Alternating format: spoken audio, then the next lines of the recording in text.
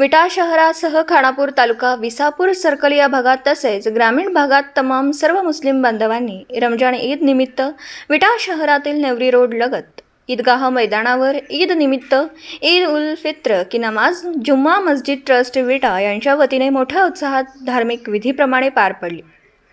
यावेळी मौलावी यांनी रमजान ईद या संदर्भात सर्व मुस्लिम बांधवांना महत्त्व सांगितलं व ईद कशी अदा करावी तसेच रमजान ईदच्या पार्श्वभूमीवर विटा उपविभागीय पोलीस अधिकारी विपुल पाटील यांच्या आदेशानुसार विटा पोलीस ठाण्याचे पोलीस निरीक्षक शरद मेमाणे यांच्या मार्गदर्शनाखाली ईदगाह मैदानावर चोख बंदोबस्त ठेवला होता।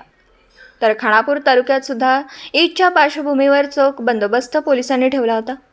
विटा शहरातील ITI कॉलेजजवळ 29 एकर जमिनीवर त्या ठिकाणी मुस्लिम बांधवांनी मदिना मस्जिद ट्रस्ट विटा साळशिंगे रोडवर येथेही समस्त मुस्लिम बांधवांनी ईदची नमाज पठण केले।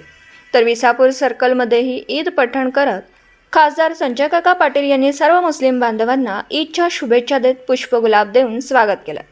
सकाळी 8:30 वाजता ईदगाह मैदानावर रमजान ईदची नमाज पठण करण्यात आलं। तर ईदच्या पार्श्वभूमीवर विटा शहरासह खानापूर तालुक्यातील व विसापूर सर्कल या ठिकाणी पोलिसांनी चोख बंदोबस्त ठेवला होता।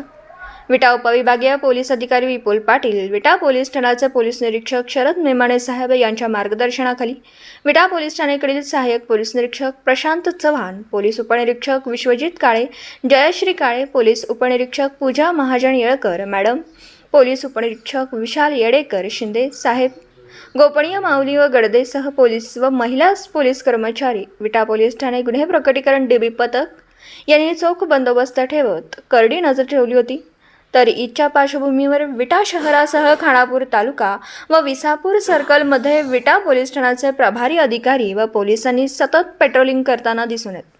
भक्तिमय वातावरणात मोठ्या उत्साहात विटा शहरात तमाम मुस्लिम बांधवांनी ईद साजरी केली।